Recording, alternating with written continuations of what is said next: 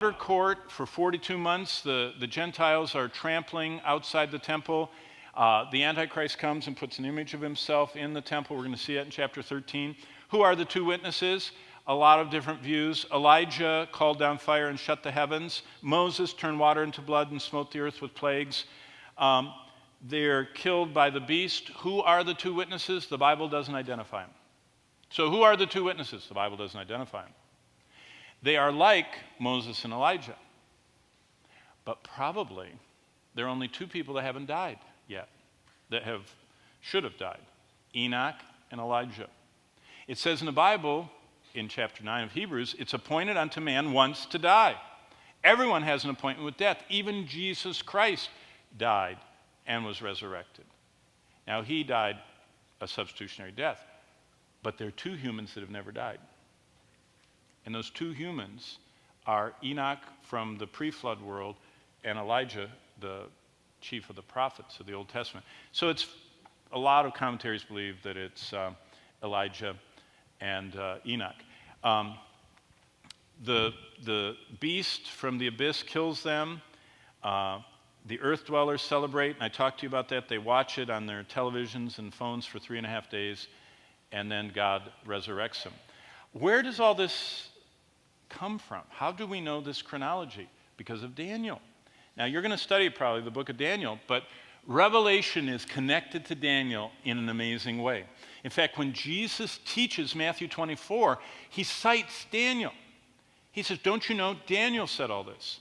What did Daniel say? In chapter 24, there's a map. It says 70 weeks are determined for your people. By the time we get to verse 27, it says, he, the Antichrist, confirms the covenant for 1 week. That's for 7 years. Daniel, his writings correspond exactly with Ezekiel. Remember, Ezekiel was he was a priest that was sent off to Babylon. So he's in Babylon, Daniel's in Babylon.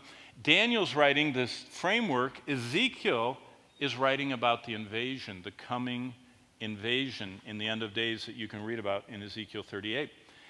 The Lord sees a future temple in Jerusalem. And that's why, if you go over there, there's a group of Jews called the Temple Mount Faithful, and they're not Messianic, they're just Jews, but every year they have this great big block. It's the cornerstone of the new temple. And every year they drag it from their warehouse, and they blow trumpets, and they go toward the Dome of the Rock, and the Jewish police have to stop them, and all the Arabs riot, and they shoot, tear gas.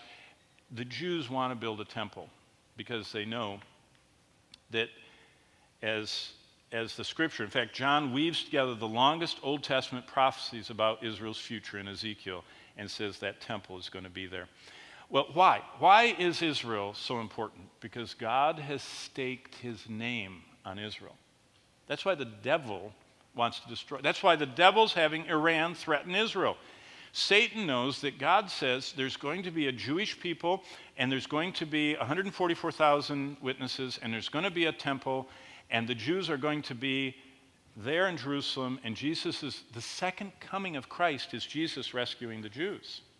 Israel. That's the second coming. The second coming's not for us. The second coming's for them. We come in the second coming. Do you know what the first prophecy in the Bible is? It's from Enoch, the one we just talked about. Enoch said, behold, the Lord cometh with 10,000s of his saints to execute judgment on all the ungodly for all the ungodly deeds in ungodliness they have committed. That's in the book of Jude. That's the first prophecy. Enoch prophesied that Jesus would come with his saints, not with. He's coming to rescue Israel with us.